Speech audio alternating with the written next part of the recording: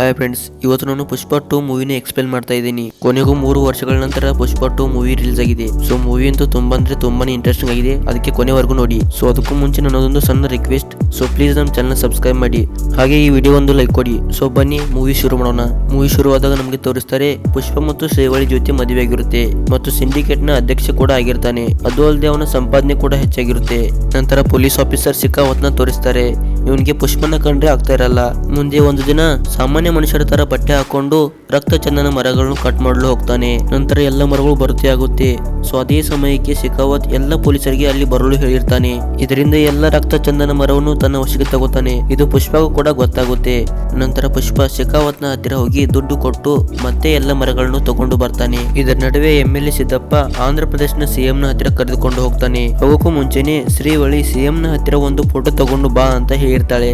ಅದಕ್ಕೆ ಪುಷ್ಪನು ಕೂಡ ಫೋಟೋ ತಗೊಳಕ್ಕೆ ಹೋಗ್ತಾನೆ. ಆದರೆ CM ಒಬ್ಬ ಸ್ಮಗ್ಲರ್ ಹತ್ತಿರ ಫೋಟೋ ತಗೊಳ್ದ ಅಂತ ಇಲ್ಲ ಅಂತ ಹೇಳ್ಬಿಡ್ತಾನೆ. ಇದರಿಂದ ಪುಷ್ಪಗೆ ತುಂಬಾನೇ ಬೇಜಾರಾಗುತ್ತೆ. ನಂತರ ಸಿದ್ದಪ್ಪ ಹೇಳ್ತಾನೆ, ನನ್ನ CM ಮಾಡಿದ್ರೆ ನಿನಗೆ ನಾನು ಫೋಟೋ ಕೊಡ್ತೀನಿ ಅಂತ ಹೇಳ್ತಾನೆ.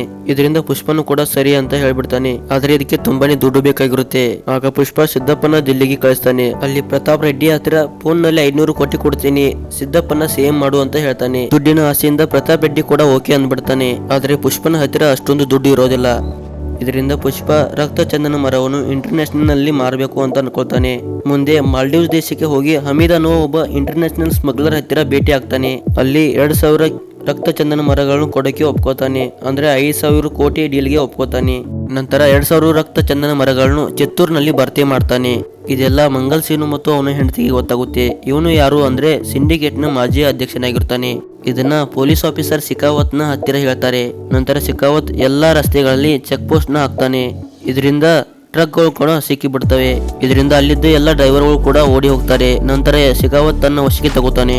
ಇದರಿಂದ ಮಂಗಲ್ ಸಿನ್ನುನ ಮತ್ತೆ ಸಿಂಡಿಕೇಟ್ ನ ಅಧ್ಯಕ್ಷ ಮಾಡಲು ನಿರ್ಧರಿಸುತ್ತಾನೆ. ಯಾಕಂದ್ರೆ ಶಿಖಾವತ್ಗೆ ಪುಷ್ಪನ ಕಂಡ್ರೆ ಆಗ್ತಾ ಇರ್ಲಿಲ್ಲಲ್ವಾ, ಅದಕ್ಕೆ ಇದೆಲ್ಲ ಸರಿ ಮಾಡಬೇಕು ಅಂತ ಸಿದ್ದಪ್ಪ ನಾಯ್ಡು ಪುಷ್ಪಗೆ ಶಿಖಾವತ್ ಹತ್ತಿರ ಸಾರಿ ಕೇಳಕ್ಕೆ ಹೇಳ್ತಾನೆ. ನಂತರ ಒಂದು ದಿನ ಪಾರ್ಟಿ ಮಾಡಿರುತ್ತಾರೆ.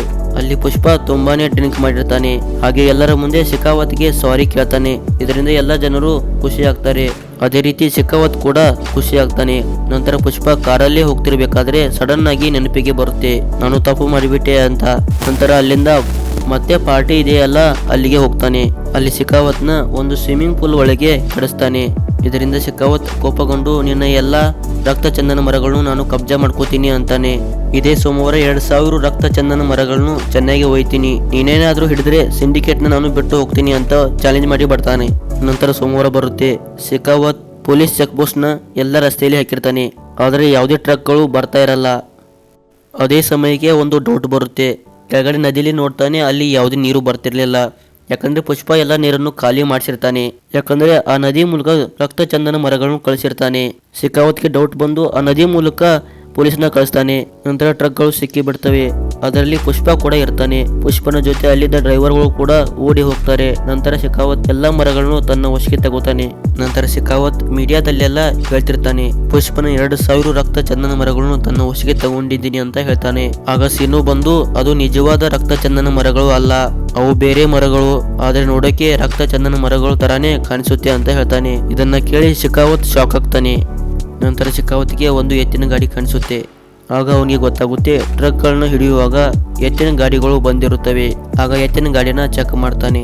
ಅವಾಗಲೇ ಗೊತ್ತಾಗುತ್ತೆ ಎತ್ತಿನ ಗಾಡಿನ ರಕ್ತ ಚಂದನ ಮರಗಳಿಂದ ಮಾಡಲ್ಪಟ್ಟಿದೆ ಅಂತ. ಅಂದ್ರೆ ಎತ್ತಿನ ಗಾಡಿಗಳಿಂದ ರಕ್ತ ಚಂದನ ಮರಗಳನ್ನು ಪುಷ್ಪ ಸಾಗಿಸಿದ್ದಾನೆ ಅಂತ ಗೊತ್ತಾಗುತ್ತೆ. ಅಂದ್ರೆ ಎತ್ತಿನ ಗಾಡಿ ರೂಪದಲ್ಲಿ ಸಾಗಿಸಿದ್ದಾನೆ.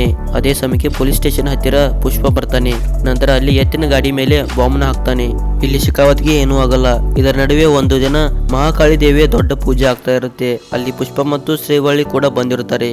ಅಲ್ಲಿ ಸಡನ್ ಆಗಿ ಶ್ರೀವಳಿ ಮೂರ್ಛೆ ಹೋಗಿ ಬೀಳ್ತಾಳೆ. ಅವಾಗಲೇ ಗೊತ್ತಾಗುತ್ತೆ ಶ್ರೀವಳಿ ಪ್ರೆಗ್ನೆಂಟ್ ಅಂತ.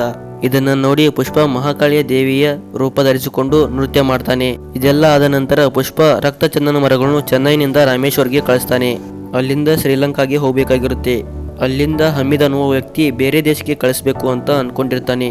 ಆದರೆ ಅದೇ ಸಮಯಕ್ಕೆ ಶಿಖಾವತ್ ತನ್ನವ್ರನ್ನೆಲ್ಲ ಕರೆದುಕೊಂಡು ಅಲ್ಲಿಗೆ ಬರ್ತಾನೆ.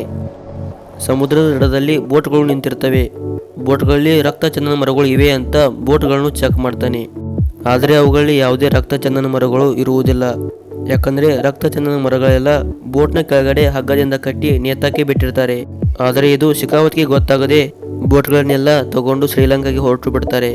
ಹಾಗೆ ಹಿಂದೆ ಶೆಖಾವತ್ ಬೆನ್ನು ಹತ್ತಿದರೂ ಯಾವುದೇ ಸುಳಿವು ಸಿಗಲ್ಲ. ಅಷ್ಟರಲ್ಲಿ ಹಮೀದ್ ಮತ್ತು ಅವನ ಟೀಮ್ ಬಾರ್ಡರ್ ದಾಟಿ ಶ್ರೀಲಂಕಾಗೆ ತಲುಪಿ ಬಿಡ್ತಾರೆ. ಆದರೆ ಶೆಖಾವತ್ ಇಂಡಿಯನ್ ಪೊಲೀಸ್ ಆಗಿರೋದ್ರಿಂದ ಬಾರ್ಡರ್ ದಾಟೋ ಆಗಿರಲಿಲ್ಲ. ಅದಕ್ಕೆ ಅರ್ಧಕ್ಕೆ ಹೋಗಿ ವಾಪಸ್ ಬರ್ತಾರೆ. ಹೀಗೆ ಕೆಲವು ದಿನಗಳ ನಂತರ ಹಮೀದ್ ಪುಷ್ಪಾಗೆ 5,000 ಕೋಟಿ ಕೊಡ್ತಾನೆ. ಇದರಲ್ಲಿರುವ 500 ಕೋಟಿ ಪ್ರತಾಪ್ ರೆಡ್ಡಿಗೆ ಕೊಡ್ತಾನೆ. ಇದರಿಂದ ಸಿದ್ದಪ್ಪ ನಾಯ್ಡು ಕೂಡ ಆಂಧ್ರ ಪ್ರದೇಶದ ಸಿಎಂ ಆಗ್ತಾನೆ.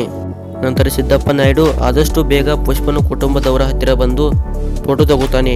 ಈ ಕಡೆ ಶೆಖಾವತ್ ರಕ್ತ ಚಂದನ ಮರಗಳನ್ನು ಕಬ್ಜಾ ಮಾಡೋಕೆ ಆಗಲಿಲ್ಲ ಅಂತ ತುಂಬಾನೇ ಕೋಪಗೊಂಡಿರ್ತಾನೆ. ಅದಲ್ಲದೆ ಮೀಡಿಯಾದವರಿಗೆ ಪೊಲೀಸ್ ಕಬ್ಜಾ ಮಾಡಿದ ರಕ್ತ ಚಂದನ ಮರಗಳು ನಕಲಿ ಇವೆ ಅಂತ ಗೊತ್ತಾಗಿರುತ್ತೆ. ಇದನ್ನೆಲ್ಲ ಸಹಿಸಲಾರದೆ ಶೆಖಾವತ್ ನಕಲಿ ರಕ್ತ ಚಂದನ ಮರಗಳಿಗೆ ಬೆಂಕಿ ಹಚ್ಚಿ ಅವುಗಳ ಜೊತೆ ಇವನು ಆತ್ಮಹತ್ಯೆ ಮಾಡ್ಕೋತಾನೆ. ಈ ಕಡೆ ಪುಷ್ಪನ ಕುಟುಂಬ ತುಂಬಾನೇ ಖುಷಿಯಿಂದ ಇರುತ್ತೆ. ಅದೇ ಸಮಯಕ್ಕೆ ಒಂದು ದಿನ ಅವನ ಅಣ್ಣನ ಮಗಳು ಕಾವೇರಿಯನ್ನು ಕಿಡ್ನಾಪ್ ಮಾಡಿರ್ತಾರೆ.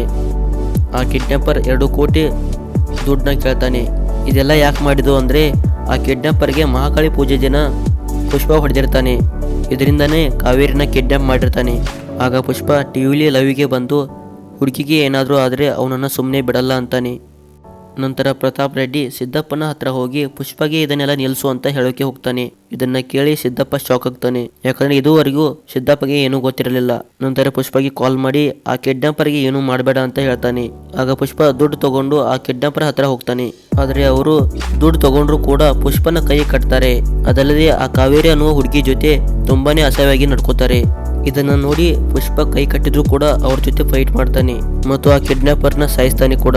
ಅದೇ ಸಮಯಕ್ಕೆ ಆ ಕಿಡ್ನಾಪರ್ನ ತಂದೆ ಬಂದು ಆ ಹುಡುಗಿನ ಕಿಡ್ನಾಪ್ ಮಾಡ್ಕೊಂಡು ಹೋಗಿ ಟ್ರೈ ಮಾಡ್ತಾನೆ. ಆದ್ರೆ ಅವನ ಜೊತೆನೂ ಕೂಡ ಪುಷ್ಪ ಫೈಟ್ ಮಾಡಿ ಕಾವೇರಿನ ಕಾಪಾಡ್ತಾನೆ. ಇದರಿಂದ ಪುಷ್ಪ ಮತ್ತು ಅವನ ಅಣ್ಣ ಒಂದಾಗ್ತಾರೆ. ಕೆಲವು ದಿನಗಳ ನಂತರ ಕಾವೇರಿದು ಮದುವೆ ಮಾಡ್ತಾರೆ. ಆ ಮದುವೆಯಲ್ಲಿ ಪುಷ್ಪನ ಕುಟುಂಬ ಮತ್ತು ಅವನ ಅಣ್ಣನ ಕುಟುಂಬ ಒಂದಾಗಿರ್ತಾರೆ. ಈ ಕಡೆ ಪ್ರತಾಪ್ ರೆಡ್ಡಿಯ ಮನೆಯಲ್ಲಿ ಅವನ ತಮ್ಮ ಮತ್ತು ತಮ್ಮನ ಮಗ ಸತ್ತೋಗಿರ್ತಾರೆ. ಇದರಿಂದ ಪುಷ್ಪನ ಮೇಲೆ ಸೇಡು ತೀರಿಸ್ಕೋಬೇಕು ಅಂತ ಒಂದು ಗಿಫ್ಟ್ ನಲ್ಲಿ ಬಾಂಬ್ ಹಾಕಿ ಕಳಿಸಿರ್ತಾನೆ. ಇದನ್ನ ದೂರದಿಂದ ಬ್ಲಾಸ್ಟ್ ಮಾಡ್ತಾನೆ. ಇದರಲ್ಲಿ ಶೆಖಾವತ್ ಕೂಡ ಇರ್ತಾನೆ. ಅವಾಗಲೇ ಶೆಖಾವತ್ ಸತ್ತಿರೋ ತರ ತೋರಿಸ್ತಾರೆ, ಆದ್ರೆ ಅವನು ಸತ್ತಿರೋದಿಲ್ಲ. ದೂರದಿಂದ ಬಾಂಬ್ ಬ್ಲಾಸ್ಟ್ ಮಾಡಿ ಇಲ್ಲಿಗೆ ಈ ಮೂವಿ ಎಂಡ್ ಆಗುತ್ತೆ. ಸೊ ಈ ಮೂವಿ ಇಷ್ಟ ಆಗಿದ್ರೆ ಒಂದು ಲೈಕ್ ಕೊಟ್ಟು ನಮ್ಮ ಚಾನಲ್ ಸಬ್ಸ್ಕ್ರೈಬ್ ಮಾಡಿ. ಮತ್ತೆ ನೆಕ್ಸ್ಟ್ ವಿಡಿಯೋದಲ್ಲಿ ಸಿಗೋಣ.